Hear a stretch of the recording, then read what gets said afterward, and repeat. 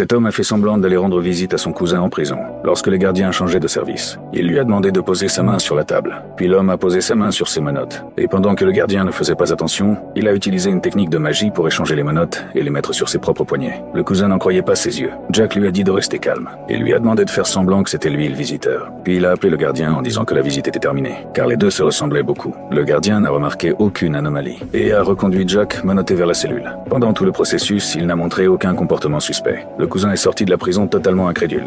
Jack a commencé à préparer sa fuite. Il a commencé à chercher une sortie dans la prison. Lorsqu'il est passé près du terrain de basket, il a eu une idée d'évasion rapide. Il a fait semblant de jouer au basket avec les détenus. Et lors d'un dunk, il a attrapé le filet. Comme ses mouvements étaient trop rapides, personne n'a remarqué que le filet du panier avait disparu. Et c'était l'élément clé de son plan. Il a échangé 2 paquets de cigarettes contre des informations auprès des détenus. Après avoir appris l'existence d'un chef de gang, le lendemain, pendant la promenade, il s'est volontairement approché de ce chef et a commencé à le provoquer verbalement. Le chef est immédiatement entré dans une rage folle. Et ses gardes du corps sont intervenus aussitôt. Ils ont utilisé des objets tranchants pour attaquer Jack. Jack a été envoyé à l'infirmerie, au milieu de la nuit quand il n'y avait personne. Il s'est levé discrètement de son lit. Il est entré dans l'infirmerie pour voler des médicaments. Avec ces médicaments, il pouvait passer à l'étape suivante. Peu après, le médecin est venu examiner la situation et a été choqué par ce qu'elle a vu. Jack avait fait quelque chose d'incroyable. Elle a couru pour essayer de l'arrêter, mais a découvert qu'il ne respirait plus. Les gardiens ont mis son corps dans un sac mortuaire, puis ils l'ont transporté pour s'en débarrasser. Cependant, Jack n'était pas mort. Tout cela faisait partie de son plan. Après avoir pris ses médicaments, Jack est entré dans un état de mort apparente. Au moment où le médicament allait agir, il a attaché le filet autour de lui pour amortir les impacts, afin de réduire la pression sur son corps. Puis,